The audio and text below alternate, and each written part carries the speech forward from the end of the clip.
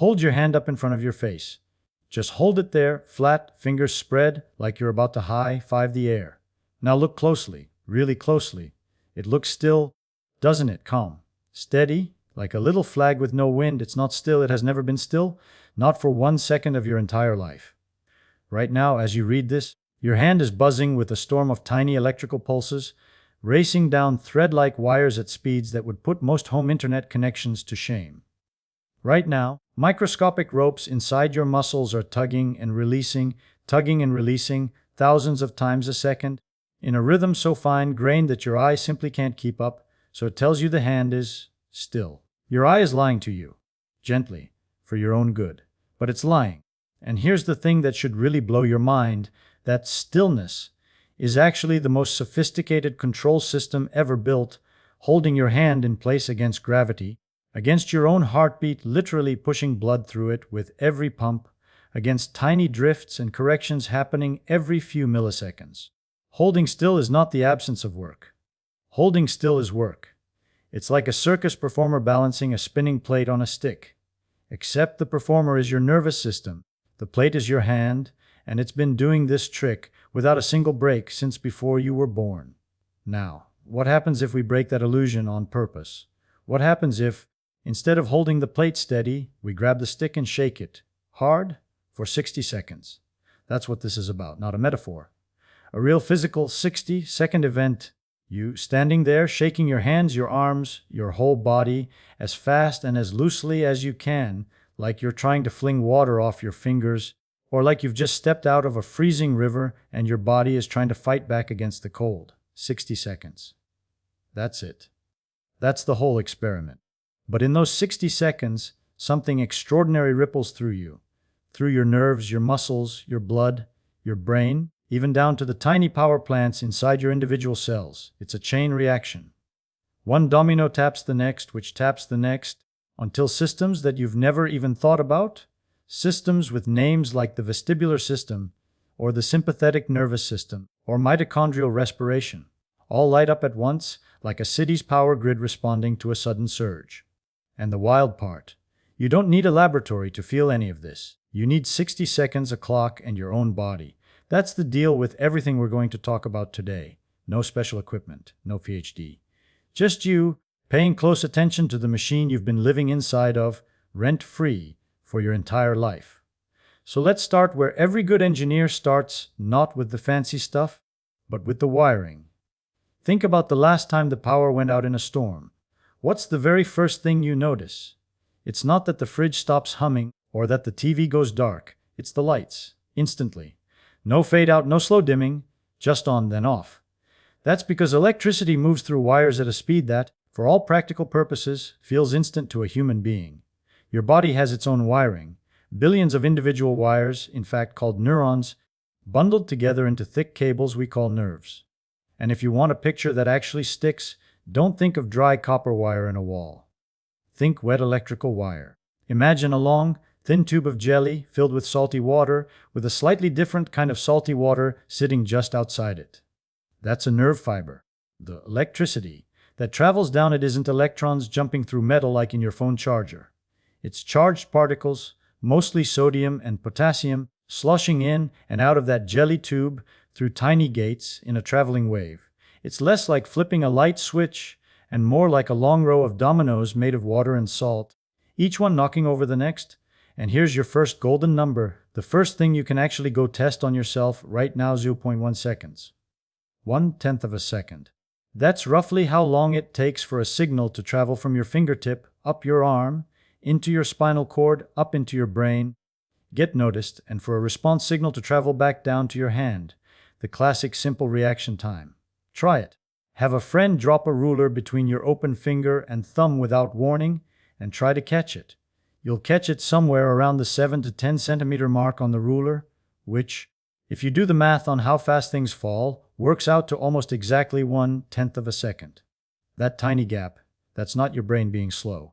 That's the actual travel time of electrical signals through your wet wiring, plus the time your brain takes to make a decision.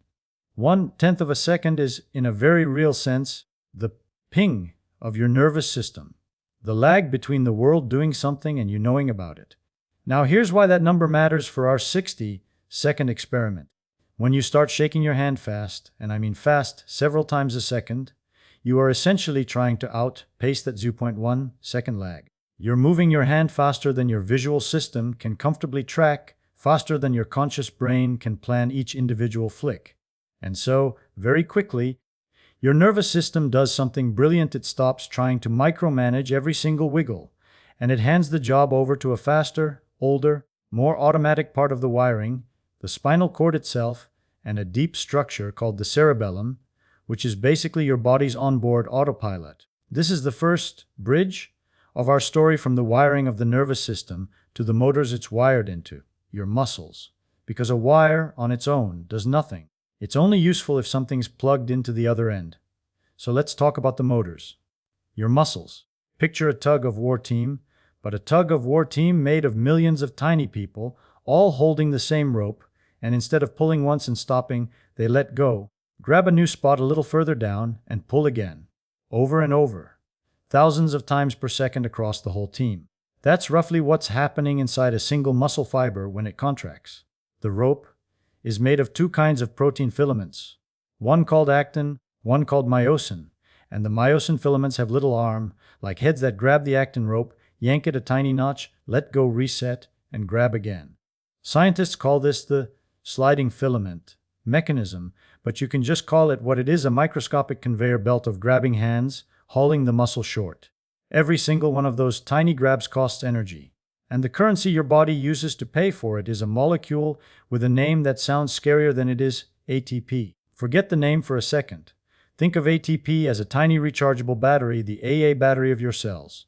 Every time a myosin head grabs and pulls, it uses up one charge of that battery and then has to wait for it to get recharged before it can grab again.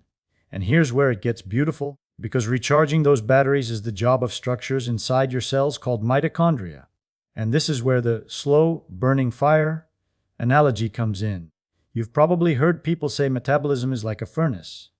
That's not just poetic language, it's startlingly literal.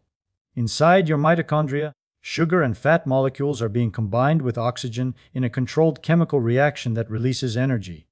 Exactly the same basic chemistry as a fire releasing energy when wood combines with oxygen. The difference is that a campfire releases all that energy at once as a burst of heat and light, while your mitochondria release it in tiny, controlled sips, capturing most of it to recharge those ATP batteries and letting only a portion escape as heat.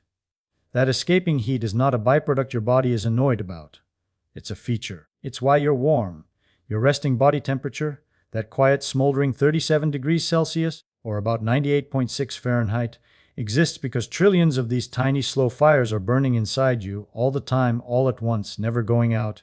From the moment you're conceived until the moment you die, you are, this very second, a warm campfire shaped like a person. You're just burning so slowly and so evenly and so quietly that it doesn't look like fire at all. Which brings us to the next bridge and the next golden number.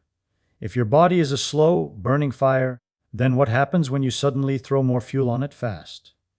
That's exactly what happens in the first few seconds of our 60-second shake. Shaking your arms and hands rapidly is mechanically just rapid, repeated muscle contraction. Thousands of those tiny tug-of-war grabs happening in your forearms, shoulders, even your core, all in quick succession. And every one of those grabs burns through an ATP battery. So your muscles immediately send out a kind of chemical, low battery signal, and your slow burning fire has to throttle up fast. Here's the golden number for this section: 2 to 3 watts per kilogram. That's roughly the power output of an average human muscle at rest. Barely enough to keep a small LED glowing. But during a burst of rapid movement like vigorous shaking, that number can shoot up by a factor of 10 or more, briefly. You are, for those 60 seconds, turning parts of your body into something closer to a power tool than a night light. And just like a power tool, this extra power output has a side effect that you can feel directly: heat. Try this the next time you do it. Shake your hands hard for 60 seconds. Really commit to it, loose wrists, fast, like you're shaking off water. And then stop and press your palms together. They'll be warmer. Not dramatically, not like you stuck them in an oven, but noticeably, measurably warmer than before you started. That warmth is the visible, Feelable evidence of those slow fires inside your muscle cells suddenly burning faster, releasing more of their energy as heat because you're demanding more contractions, more often than your resting metabolism was budgeted for. This is thermodynamics, the physics of heat and energy, happening inside your own skin, and you can test it on your own kitchen table. No lab coat required. Just hands, 60 seconds, and a bit of attention. But heat isn't the only thing that ramps up, because here's the question a good tinkerer asks next: if the fires in the muscles are burning faster, where's the fuel coming from? Sugar and oxygen don't just teleport to where they're needed. Something has to deliver them. And that something is the next system in our chain, the pipes. Picture the plumbing in an old house. There's a main pipe coming in from the street, and it branches and branches again, and again, getting thinner and thinner, until eventually water is reaching every single tap, shower, and toilet in the building. Your circulatory system works on the exact same branching logic, except instead of one main pipe, you've got a pump, your heart, sitting right in the middle of the network, pushing fluid out in one direction and pulling it back in from the other. Here's a golden number that you can feel under your own skin in about 10 seconds, 60 to 100 beats per minute. That's the normal resting heart rate range for an adult, somewhere between 1 beat per second and 1 beat every 1.2 seconds. Put 2 fingers on the inside of your wrist, just below the base of your thumb, or on the side of your neck, just under your jaw. Feel that steady thump, thump, thump. That's a pump about the size of your fist that has been contracting and relaxing without a single pause since around 3 weeks after you were conceived. It has likely already beaten more than 1 billion times if you're an adult reading this. 1 billion. Without an oil change, without a single day off. Now, during our 60-second shake, that pump has to respond, and fast, to the sudden demand from your muscles. The muscles are burning fuel faster, which means they're using up oxygen faster and producing more waste, mostly carbon dioxide and a molecule called lactate, faster.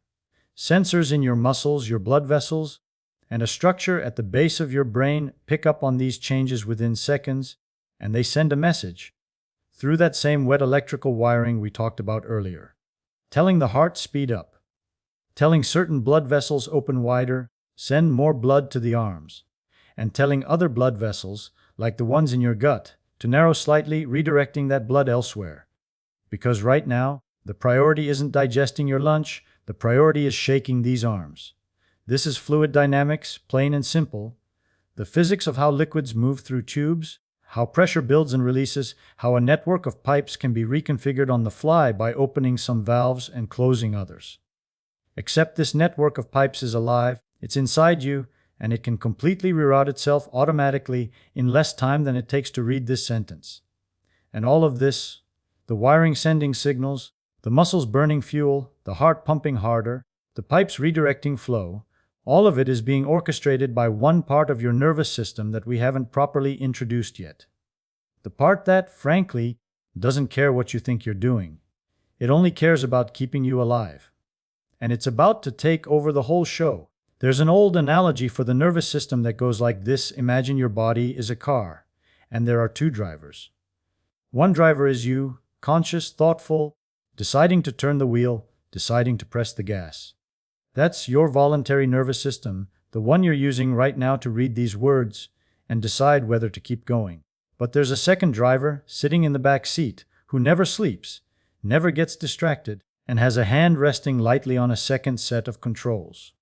Controls for things like your heart rate, your breathing rate, the width of your blood vessels, how much you sweat, how fast your gut digests food, even how quickly your pupils widen or shrink. This second driver is your autonomic nervous system, and it splits into 2 teams that work like a brake and an accelerator.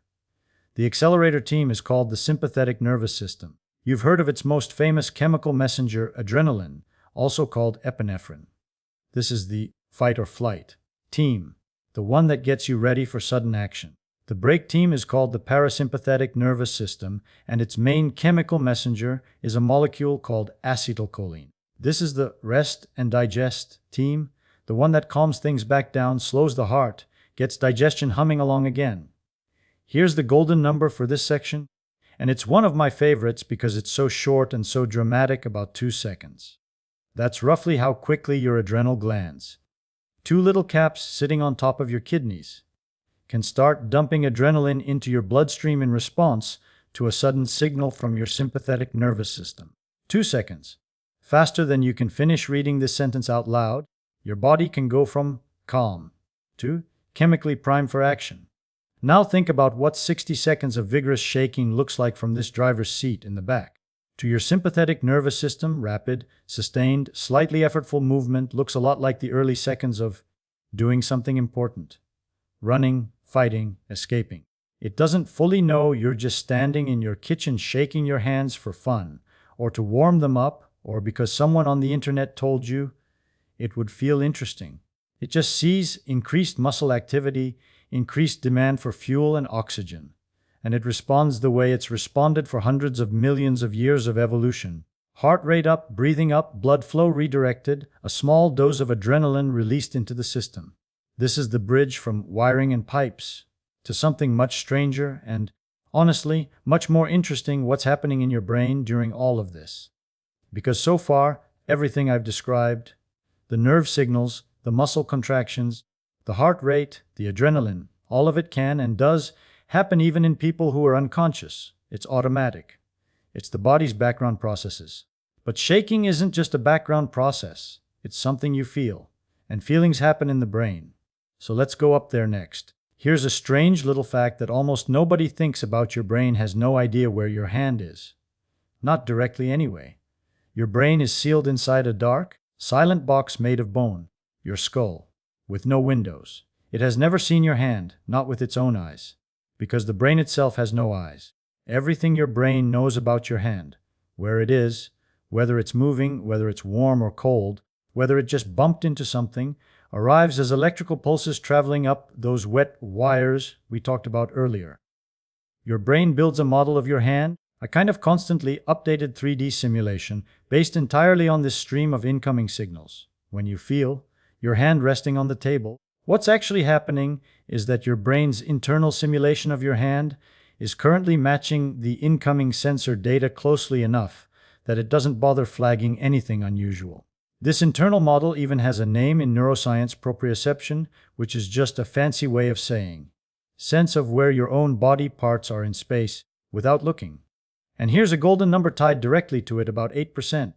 That's roughly the proportion of all the sensory nerve fibers running into your spinal cord that are dedicated to this sense, to telling your brain about muscle stretch, joint position and tension rather than touch, temperature, or pain. It's a huge, dedicated reporting network, constantly whispering updates: shoulders at this angle, elbows bending, wrist is rotating, fingers are spread, all day, every day. Mostly ignored by your conscious mind until something changes fast. And vigorous shaking changes things very fast. When you shake your hand rapidly for 60 seconds, you're flooding that 8% reporting network with an absolute torrent of signals. Rapid changes in muscle length, joint angle, and tension, repeating many times per second. Your brain's internal model of your hand, which is normally updated in a smooth, almost lazy way, suddenly has to scramble to keep up with a hand that's whipping back and forth faster than the model can refresh. This is part of why shaking feels so distinct, almost ticklish, almost buzzy, sometimes even slightly numbing if you do it long enough. Your brain is essentially getting more proprioceptive information per second than it knows what to do with, and the way it copes is fascinating. It starts to blur the details together, the same way a camera blurs a fast, spinning fan blade into a translucent disc. Individual positions stop being individually felt, and instead you get this strange, smeared sensation, a buzz, a hum, a vibration, which is really just your brain's best attempt at summarizing an overwhelming stream of position data instead of reporting every single frame. And once your brain starts doing that, once it starts treating a body part as a blur rather than a precisely tracked object, something else happens, something that connects directly to one of the oldest, weirdest parts of your nervous system, the part that, quite literally, never stopped being a fish. Deep in your inner ear, on both sides of your head, sealed inside some of the hardest bone in your entire body, sit two tiny structures that look, if you could shrink down and go look at them, almost exactly like snail shells with loops attached.